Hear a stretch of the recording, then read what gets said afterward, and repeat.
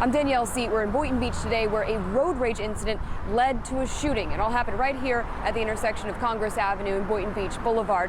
Now, a 55-year-old shooter is now facing charges of aggravated assault, and the victim involved here is now in the hospital. He's in critical condition and he's unconscious after he was shot by a .22 caliber handgun. Boynton Beach police say that Bradley Sosnowski and Thomas Vanatwerp III, both of whom are from Boynton Beach, were traveling on Boynton Beach Boulevard Monday afternoon after exiting I-95. Now, as you can see in this WPTV graphic, based on the arrest affidavit, police say Sosnowski was traveling at a high rate of speed and he nearly struck Vanatwerp's truck when he was changing lanes. Sosnowski is accused of traveling over 70 miles per hour, passing all vehicles in his vicinity. But both drivers stopped at the red light at the intersection of Congress Avenue, and that's where the shooting happened. In this particular case, it's a little bit unusual because there is a lot of video evidence, more than what you would normally see sometimes. Our WPTV legal analyst says that the fact that police used dash cam video from Sosnowski's own car makes this case extra interesting. Police say that it was Vanatwerp who exited his vehicle first, where the end of the argument apparently takes place. Then a gunshot goes off.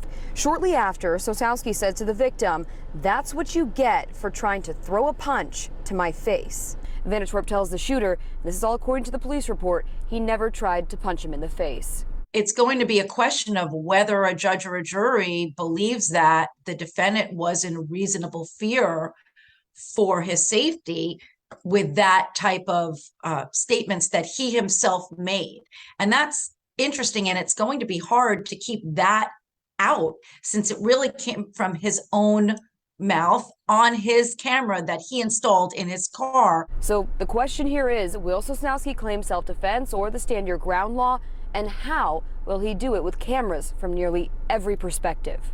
Did the defendant actually feel that he was in fear that this other individual was going to hurt him, and he really had no other alternative than to use deadly force?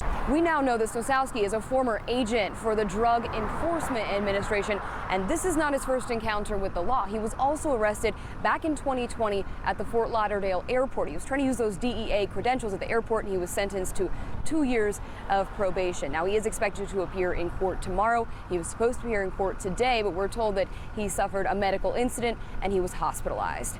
Reporting in Boynton Beach, I'm Danielle Seat, WPTV News Channel 5.